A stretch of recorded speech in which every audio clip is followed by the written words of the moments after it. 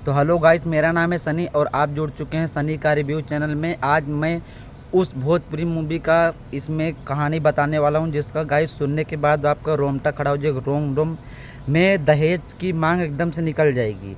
Guys, इस भोजपुरी का movie नाम है पहुना ऊपर ससुरारी में रही, ई पहुना ससुरारी में रही। तो गाइस, इसमें क्या होता है गाइस, इस कहानी में कि पहले एक फैमिली रहती है, उसके बाद उसके दो बेटे रहते हैं, एक ननद रहती है गाइस। उसके बाद वो लोग अपने बेटे का रिश्ता ढूंढने निकल जाते हैं। रिश्ता ढूंढते ढूंढते गाइस जाकर मिलते हैं एक जगह पर जिसमें दो लड़कियां रहती हैं और एक माँ रहती हैं, माता जी। बाकी उनके पिताजी ख़त्म हो गए थे। तो गाइस शुरू शुरू में क्या होता है गाइस, जो उसमें का फिल्म का मतलब वो शादी का अगुआ रहता है गाइस, वो बोलता है कि क्या क्या चाहिए। तो लड़के के पिताजी बोलते हैं हमको एक फ्रिज चाहिए गर्मी के लिए। तो अगुआ बोलता है एगो ना दो दो गो फ्रिज देंगे, दो बेटों की शादी करनी है। उसके बाद बोलते हैं दो एक गाड़ी चाहिए, दूर लगता है। तो वो बोलता है एक नहीं दो दो गाड़ी दिया जाएगा आप सबको। तो ऐसे ऐसे ही गाइस बात होती है इस मूवी में। आगे चल के बताते हैं, वीडियो के एंड तक बने रहना। उसके बाद गाइस शादी हो जाती है। उसके बाद पता नहीं किसी वजह से ये दहेज सहेज नहीं दिया जाता है उनको, पैसे के कारण कोई मतलब दुविधा हो जाती है, सुविधा, उसके वजह से उनको दहेज नहीं मिल पाता है गाइस। उसके बाद वो लड़कियां उस घर में जब बहू बनकर जाती हैं तो उन्हें बहुत ताना मारा जाता है, बहुत मतलब तड़पाया जाता है कि तुम बिना दहेज के आ गई हो। तुम्हारी माँ ने दो गाड़ियाँ, दो फ्रिज, सब चीज़ बोला था, दो दो आइटम, एक भी चीज़ नहीं दिया है गाइस। इसमें क्या होगा, वीडियो के एंड तक बने रहना गाइस। उन सबको बहुत तड़पाया जाता है। लेकिन एक दिन तो क्या होता है, लेकिन एक बात यही थी कि उनके पति जो थे सब अपने बीवी को मानते रहते थे। एक दिन क्या होता है गाइस, सब लोग इकट्ठा होकर दोनों बेटियों को मतलब दोनों बहुओं को घर से निकाल देते हैं, घर से निकाल देते हैं। उसके बाद दोनों बेटियां जाती हैं अपने माँ के घर। तो उसके बाद जब अपने माँ के घर पर उतरती हैं तो उनकी माँ देखने के बाद बोलती है बेटा तुम सबको देखने के लिए इतना उत्साहित थी, इतना दिन हो गया देखते देखते, बहुत दिन बाद देखने को मिला। लेकिन दोनों बहनों ने आपस में निष्कर्ष किया था कि माँ को ये सब बात नहीं बताएंगे, नहीं तो माँ को झटका लगेगा, मैं बीमार हो जाएगी। उसके बाद बोलती हैं कि माँ तेरी बहुत याद आ रही थी, इसीलिए मुझे सासू जी ने और ससुर जी ने हमको यहाँ पर तुम्हारे मिलने के लिए भेज दिया है।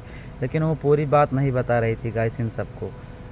उसके बाद क्या होता है गाइस, जो उनके पति रहते हैं वो तो बहुत मानते रहते हैं, उनका मन नहीं लगता है। अपने बीवी के पास कॉल करते हैं और पूछते हैं क्या हो रहा है वहाँ पर। उनकी बीवियाँ बोलती हैं सब ठीक है गाइस, सब ठीक है यहाँ पर, लेकिन आपके बगैर मन नहीं लग रहा है। एक दिन क्या होता है, वो दोनों बेटे जो उनके देव मतलब वो दामाद जी थे, वो भी दोनों अपने घर से भागकर यहाँ पर ससुरारी में आ जाते हैं।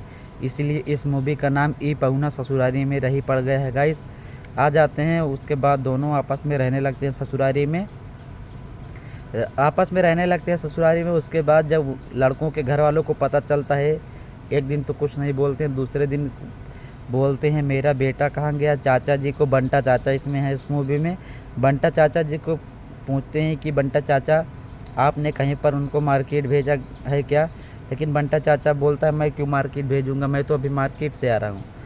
उसके बाद फूफा जी से पूछते हैं, फूफा जी भी मना कर देते हैं मैं नहीं जानता, पापा जी भी नहीं जानते हैं। उसके बाद उन सबको ढूंढना चालू हो जाता है, फ़ोन करके बुलाते हैं गाइस कि चले जाओ बेटा, मतलब फुसलाने के लिए कि चले जाओ। उसके बाद मारते हैं उनको, चले जाओ बेटी मतलब बहुओं को विदा कर देंगे, पहले तुम लोग चले जाओ।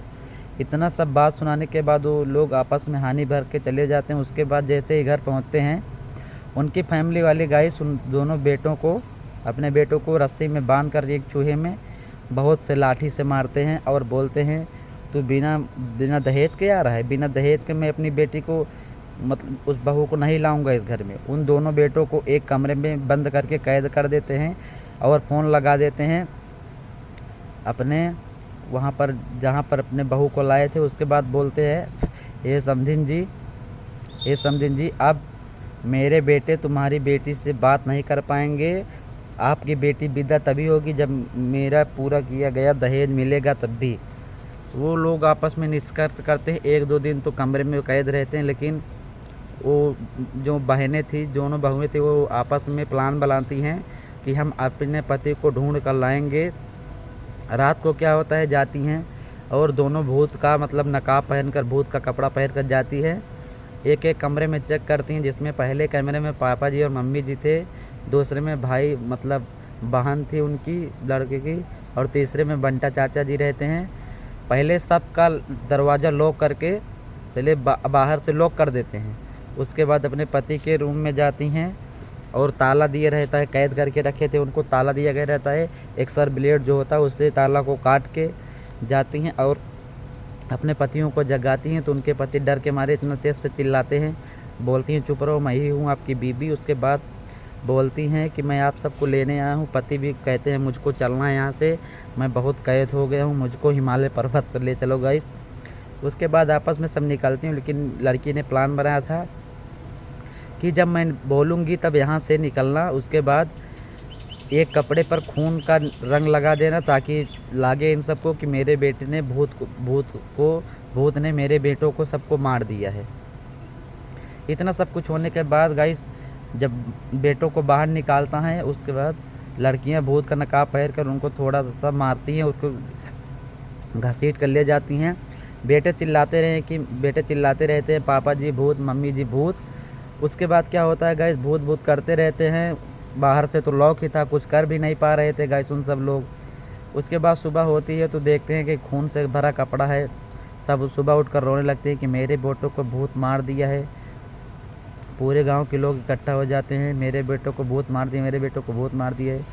तभी चाचा जी मतलब वो लड़की का पिता मतलब बहू जो लड़के का पिताजी होता है वो बोलता है, बंटा चाचा तुम बता दो समधिन को कि मेरे बेटे ख़त्म हो चुके हैं और सबके खबर दे दो। उसके बाद बंटा चाचा फ़ोन लगाते हैं तो समधिन जी के पास बोलते हैं कि मेरे बेटों का स्वर्गवास हो गया है। तो वहाँ पर समधिन जो होती है कहती है कोई टेंशन नहीं है, मैं स्वर्गवास हो गया है तो मैं अपनी बेटियों को शादी दूसरी जगह पर कर देती हूँ। उसके बाद इतना सुनने के बाद बंटा चाचा का होश उड़ जाता है कि ये कैसे सुन ले रही, इसमें दाल में कुछ तो काला है।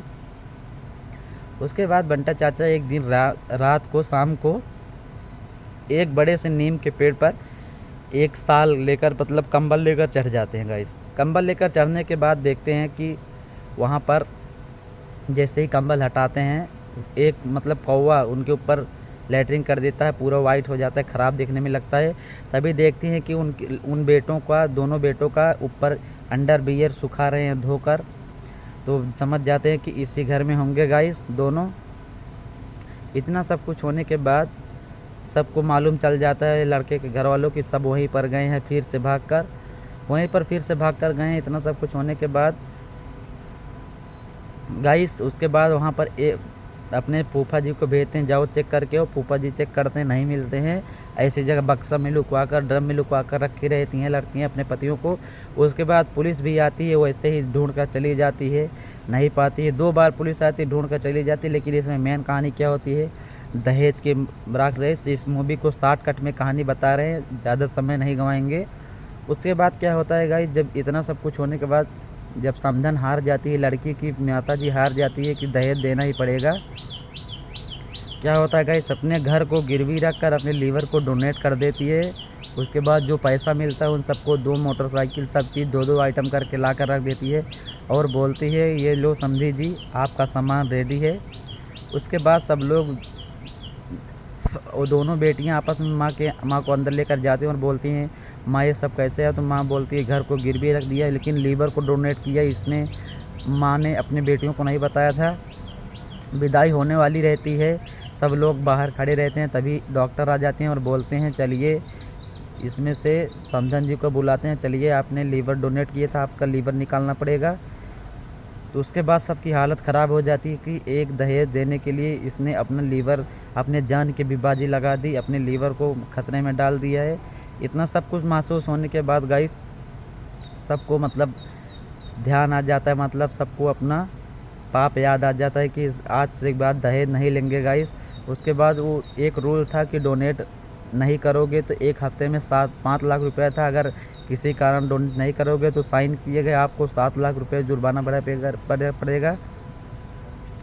लड़के के पिताजी जो होते हैं बोलते हैं कि मैं 7 लाख भरूंगा लेकिन दहेज का पापी नहीं बनूंगा, तो उसके बाद वो 7 लाख दे देते हैं, साइन कर देते हैं। तो इस मूवी में यही सीख मिलती है गाइस कि हम लोग को अगर बेटियां और बहू अगर अच्छी मिल जाती हैं, पत्नी अच्छी मिल जाती है, तो हम लोग को दहेज नहीं चाहिए।